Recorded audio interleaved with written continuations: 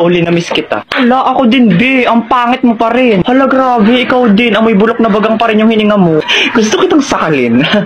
Ay, hala, be. Tingnan mo yan, oh. Di ba yan yung nagyabang sa JC na nagbakasyon daw siya sa ibang bansa? Oo, kilala ko yan. Pero isang linggo lang naman siya dun, eh. Hey, you two. What you are see? Ano daw? Oh, sorry, I forgot myself. You two don't understanding what to say to me because your English is disappear. Binahihilo ako.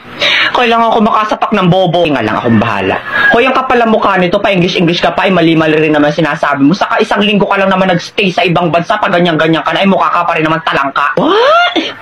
Talangka? Talangka? Ay kung hampasin kaya kita ng talangka para matauhan ka. Well, it's nothing anymore my problem in mathematical equation that I don't understanding to say what you to me. You too dead hungry. Hoy, yung totoo, nag-a-addict ka ba o natukhang ka sa ibang bansa? Huh? Why is me going to be addict?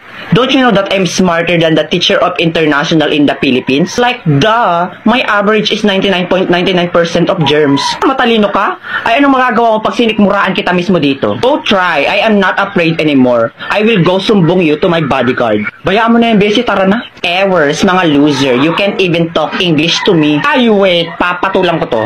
You little bulwak na inidoro. You're making me irritate to the functionality of my brain that can sampal you little bigger booger that the size of your booger is 200% km/h with bacteria. Now B, it's your turn. Let me be the one to finish these cockroaches. Yeah, period. Galing mo talaga.